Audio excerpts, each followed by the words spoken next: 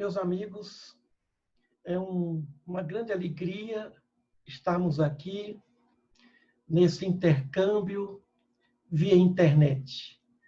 Que Jesus esteja em todos os nossos corações e que tenhamos nesse momento a oportunidade de fazermos reflexões em conjunto. Sinto muitas saudades de todos, da nossa querida Irará, do nosso querido Centro Espírita A Caminho da Luz, de todos os nossos irmãos, amigos e, por que não dizer, mestres de jornada. Façamos algumas reflexões. É um momento, é um tempo de transição. Quando Jesus falou a respeito da parábola dos talentos, e falando sobre também as parábolas do filho pródigo, a parábola do semeador, a parábola do publicano, nós percebemos que todas as parábolas têm as suas relações. A parábola da semente ou do semeador nos diz que a semente caiu em diversos lugares, em solos inférteis, em solo cheio de pedras, em solos cheios de espinhos. Mas o que significa pedra? O que significa espinho? A semente que caiu no solo infértil. As sementes são os nossos corações, mas ao mesmo tempo, os nossos corações representam ou podem representar onde as sementes podem cair. Corações endurecidos são semelhantes a pedras. Endurecidos pela dor, endurecidos pela desilusão, endurecidos pelo tempo, pelas amarguras, e a semente não germina. Os espinhos que simbolizam as preocupações desse mundo também tornam as sementes infrutíferas. E os corações podem estar cheios de espinhos, de preocupações que passam. Semelhante também àquele homem que construiu um celeiro, muito preocupado com a imediata vida material, sem saber, sem perceber que naquela mesma noite ele desencarnaria. Podemos dizer que o que se passa hoje na humanidade, esse momento de pandemia, é uma semente de uma mensagem. E o que essa mensagem exige de nós? Que os nossos corações sejam mais dóceis, que as nossas preocupações sejam mais vinculadas ao atendimento às necessidades do outro,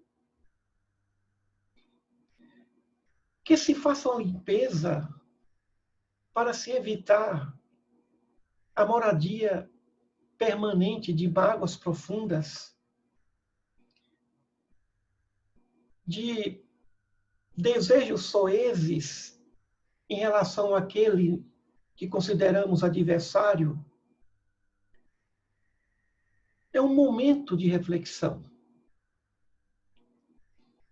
Depois que Jesus partiu, conta-nos Lucas, em Atos dos Apóstolos, que os discípulos saíram do Monte das Oliveiras e retornaram a Jerusalém. Em Jerusalém, Lucas, já em seu evangelho, informa que eles passaram um bom tempo em oração, visitando o Templo de Jerusalém todos os dias. A partir daí, o Evangelho de Lucas fala que, nesse momento, eles, já repletos, plenos de oração, estavam aptos para a divulgação, para a prática externa da Boa Nova, considerando que a prática interna diz respeito a um processo de reencontro consigo próprio. E é isso que a oração nos possibilita. É um momento de oração. Muitos de nós pensamos, mas o trabalho é uma oração, o trabalho com amor é uma oração. Mas estamos falando aqui de tempo de oração. Em 5 minutos, nós resolvemos os nossos problemas com o Pai. Mas precisamos de mais tempo para intercedermos pelos outros. Há um momento que Jesus revela a Pedro: Pedro, eu orei por ti, porque Satanás queria te peneirar. Porque Jesus sabia da negação de Pedro e não queria que Pedro tivesse o mesmo destino que Judas, o destino do suicídio. Por isso necessitamos de oração, de trabalharmos com essas forças poderosas da oração em favor dos que sofrem, em favor dos nossos familiares, em favor dos nossos amigos, conhecidos e em favor daqueles que podem nos considerar inimigos. É um momento de oração. Também é um momento de recolhimento para se perceber na própria vida, para verificar o tempo perdido e o tempo que deve ser aproveitado, sem lamentar o tempo perdido. Na verdade, tentarmos reciclar a administração do nosso tempo e, ao mesmo tempo, planejar a nossa jornada evolutiva. Aumentar em qualidade. Por isso que quando se fala em oração, Jesus fala: fecha a porta do teu quarto e conversa com o Pai. A oração social pode ajudar. A oração no meio das pessoas. Mas Jesus recomenda a oração, um momento íntimo entre a criatura e o Criador. Um momento de introspecção, de uma conversa verdadeira, sincera, franca, para que o Pai majestoso, Criador de tudo, essa potência infinita, Criador de bilhões e bilhões de galáxias, possa sentir o clamor, a voz de seus filhos. E por meio dessa introspecção, o espírito encontra a felicidade de se conhecer. E como o próprio mestre disse, conhecereis a verdade e a verdade vos libertará, também isso envolve o processo do autoconhecimento. O que conhecemos de nós mesmos? Quais são as verdades que nós sabemos de nós mesmos? Como somos dependentes das visões, das aprovações do outro, de outrem? Há quem diga que nós amamos mais as nossas imagens do que a nós mesmos. Porque as nossas imagens, ou a imagem que nós queremos que o outro admire, que o outro goste, não representa o que realmente nós somos. E aí vivemos enganados com a ilusão de pensarmos que somos mais ou menos do que realmente nós somos. A realidade é que nós somos filhos de Deus, filhos de uma potência infinita. Preciosos. Centelhas preciosas do Pai. E essas centelhas precisam se conhecer. O suficiente para que possam se valorizar e não depender da valorização de outros, da aprovação de outros ou se chocar diante das reprovações dos outros. Por isso, esse é um tempo também de recolhimento e de autoconhecimento. Também é um tempo de proximidade, apesar do isolamento, mas é um tempo de proximidade, porque quando nós nos aproximamos de nós e trabalhamos em oração, também nos aproximamos do outro, ainda que fisicamente ele não esteja presente. É um momento de proximidade. Muitas vezes nós convivemos fisicamente com as pessoas e estamos mentalmente distantes delas. Precisamos estar próximos. E talvez nesse momento de isolamento social, estejamos mais próximos mentalmente e sentimentalmente dos nossos irmãos. Jesus passou muito mais tempo em oração do que em vivência social.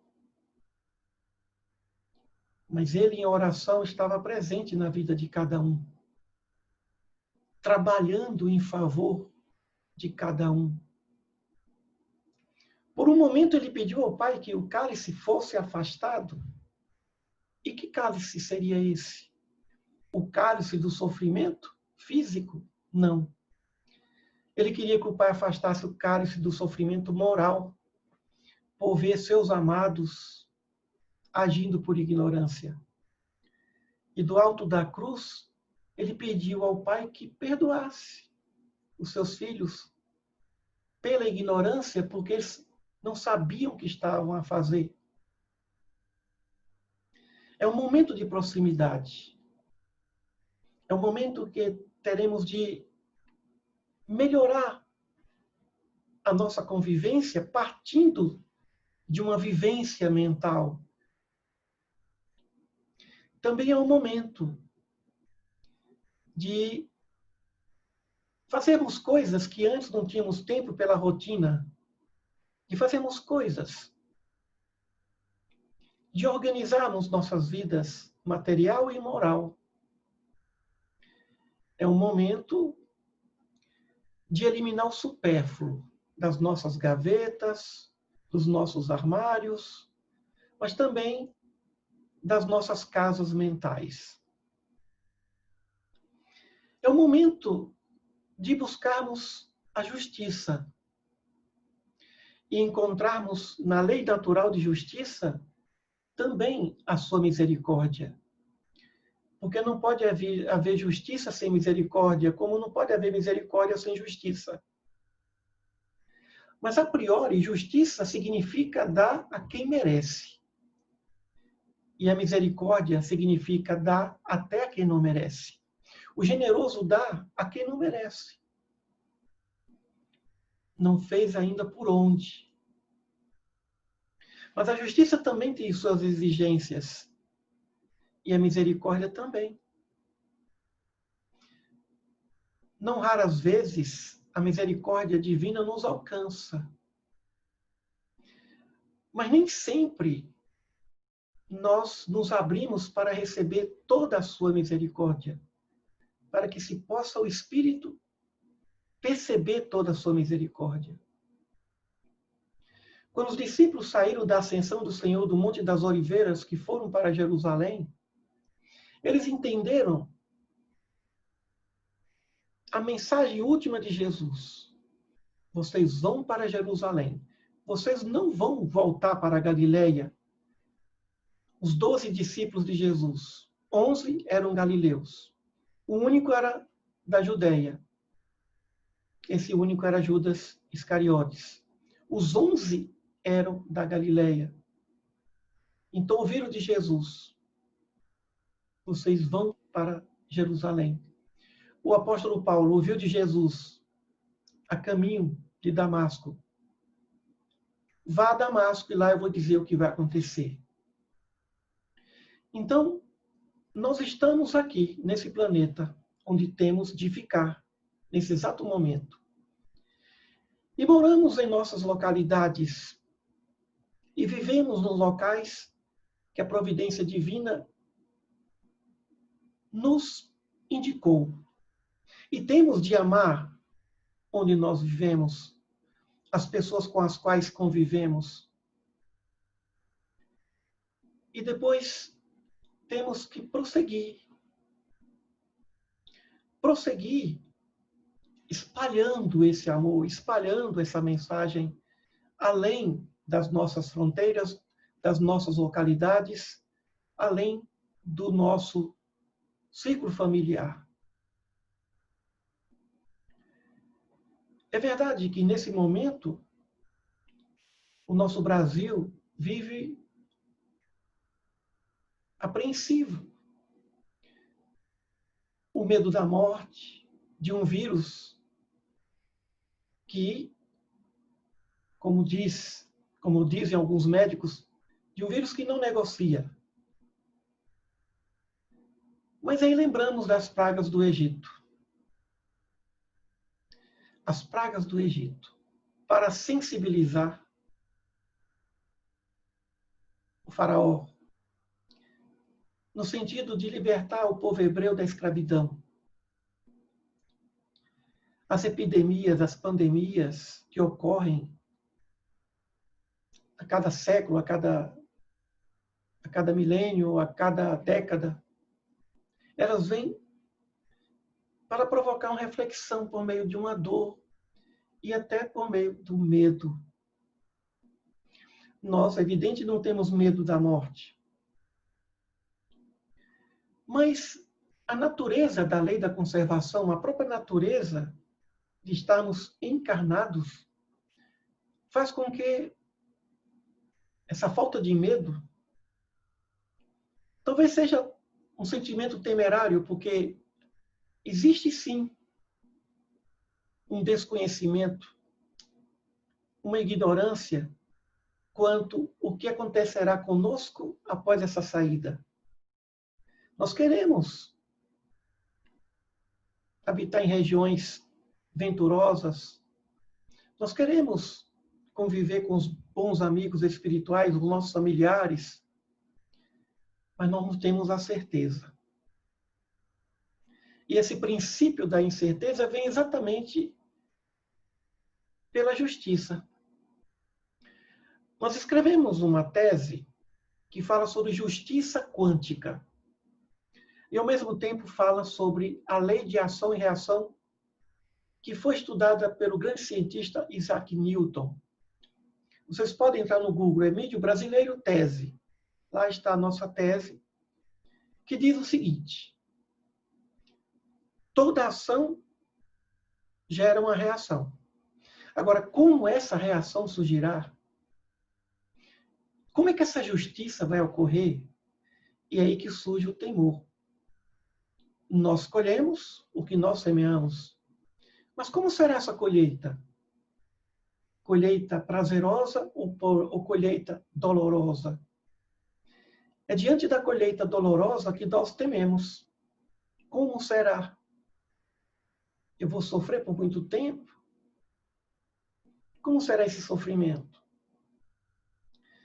Mas não tenhamos medo.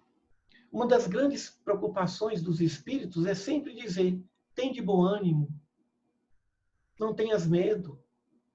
Porque sempre Deus esteve e estará controlando tudo e todos. Nada escapa aos seus desígnios. Tudo tem uma razão de ser. E na justiça divina não há coincidências. O que precisamos é estar preparados para essa reação, essa justiça quântica. Na física quântica há um princípio que diz, é o princípio da incerteza. Quando um elétron recebe uma carga energética para sair de uma camada para outra camada, ali no núcleo do átomo, no salto quântico ele desaparece, ele se desmaterializa e ninguém pode prever como ele surgirá na próxima camada, em que ponto orbital. Então, nós não sabemos como é que a justiça vai funcionar, como é que ela vai agir. E isso gera um medo, isso gera um temor, isso gera uma apreensão. Mas não tenhamos medo. Continuemos a cada dia, damos o nosso melhor. Estamos aqui para um processo de autossuperação. Não estamos aqui para superar ninguém, nem para competir com ninguém. Nós estamos aqui para um processo de superação, de autossuperação. A cada dia damos o nosso melhor. A cada dia fazemos mais e melhor. No sentido de colocar sentimentos, amor mesmo. Principalmente o sentimento de distribuir o tanto que nós já temos. Conhecimento, sentimentos, bênçãos, tantas bênçãos. E mesmo que estejamos em posições diferentes, um num barco, outro no outro barco, um do lado esquerdo, outro do lado direito do rio, estamos no mesmo rio.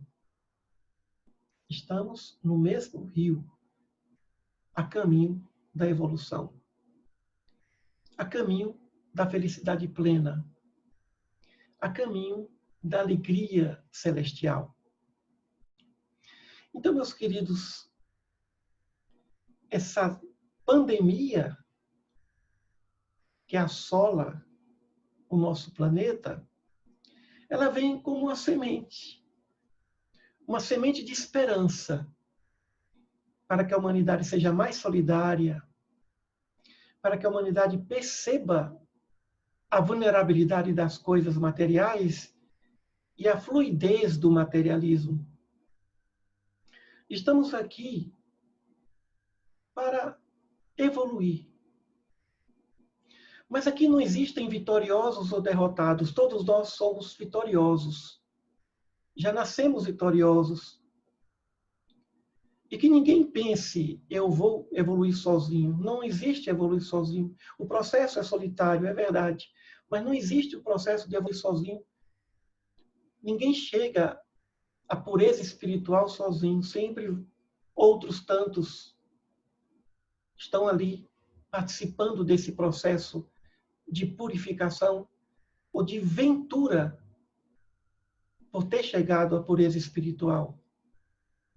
Então, essa consciência cósmica, essa consciência fraterna, essa consciência terrestre, nesse exato momento que tantos sofrem, nos leitos dos hospitais, nas ruas, trabalhando, mas com medo do vírus. Então, cada um de nós pode ser um polo energético de otimismo e de amor a esse planeta. E não só cada um de nós, mas cada sociedade. É um momento que nós vamos repensar nossas vidas para melhor.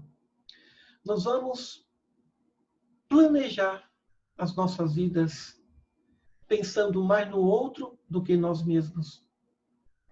Allan Kardec diz: o homem que cumpre o seu dever ama a Deus mais do que as criaturas e ama as criaturas mais do que a si mesmo. Como é sábia essa frase de Kardec, essa máxima dele? Porque não se pode amar a Deus sem amar o próximo, como Jesus disse. Mas para que se possa amar o próximo, nós temos que sentir Deus. Para que essas bênçãos que vêm dele se derramem e de forma extremamente benéfica, farta, alcancem aqueles que convivem conosco.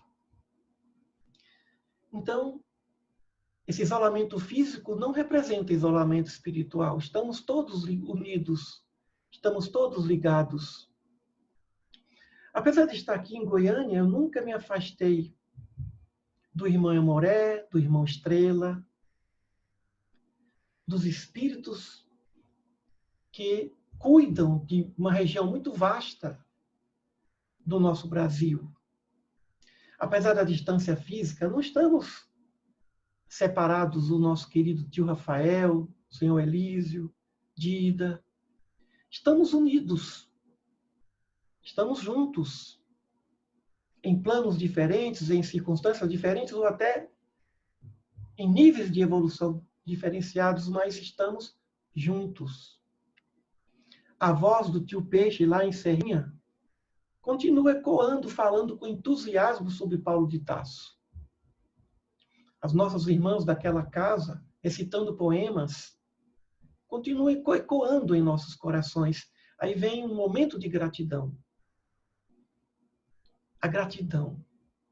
A gratidão é uma prece. E todos nós devemos uns aos outros. E quando se fala de Centro Espírita Caminho da Luz, eu sou o maior devedor. Sou o maior devedor. E é evidente que o Pai Celeste, o nosso Mestre Jesus, tem essa conta a pagar e eles pagam. Por isso, nesse exato momento de reflexão, deixemos que essa semente caia, brota em nossos corações. Não deixemos que os nossos corações se endureçam. Não deixemos que as preocupações do mundo nos tirem a concentração. Quando Marta estava preocupada com os afazeres domésticos, Jesus falou: Maria escolheu a melhor parte. Temos agido muito como Marta. Estamos tão preocupados com as coisas e ouvindo pouco a vossa consciência, ouvindo pouco a nossa mensagem, a mensagem da consciência, e não só isso, mas a mensagem do Mestre. É um momento de separação do trigo e do joio, mas é também um momento de escolhermos a melhor parte. É evidente que já escolhemos a melhor parte, mas muitas vezes as preocupações do mundo nos desconcentram. E é um momento de concentração. É um momento de pedirmos ao Pai que Ele nos renove as esperanças e nos fortaleça na fé. E sigamos junto a Jesus e seus mensageiros, sempre agradecidos, sempre fiéis. Fidelidade ao Cristo. É um momento de leitura, de estudarmos o seu Evangelho. É um momento de tentarmos imaginar uma convivência com Ele. Ao lermos as letras, saiamos das letras e imaginemos essa convivência. Quando os discípulos se afastaram da ascensão, naquele momento do Monte das Oliveiras, eles não voltaram tristes a Jerusalém. Lucas diz que eles voltaram jubilosos, alegres. As duas últimas preocupações que Jesus teve antes de ascender aos céus foi de consolar. Falou do Espírito Santo, que na verdade representa os espíritos superiores, os espíritos bons, que estaria com seus discípulos. E que ele próprio também estaria. Nos últimos momentos de sua vida, Jesus esteve muito preocupado em consolar os seus apóstolos, em consolar e fortalecer os seus discípulos. Então, é um momento da caridade de levarmos aqueles que não tem o conhecimento que nós temos, que não tem a vivência, às vezes, que nós já temos, mas aqueles que precisam de nós, das nossas atenções, das nossas energias, das nossas orações e da nossa vontade de ajudá-los. Então, meus queridos, que Jesus, o nosso Mestre, esteja conosco sempre. Os que estão unidos na terra permanecerão unidos no céu, e todos nós estamos unidos. Que os irmãos, cada um possa receber o nosso abraço carinhoso e saibam que estamos aqui à disposição de todos. Estamos aqui unidos. Oremos uns pelos outros. Oremos e nos unamos, sempre fortalecendo essas raízes da fraternidade, essas raízes da confiança, essas raízes do amor fraternal. Então recebam desse irmão de vocês um grande abraço, muita paz, e que o nosso querido Mestre esteja conosco. E como nosso irmão, nosso querido tio Rafael diria, viva Jesus em nossos corações. Até a próxima.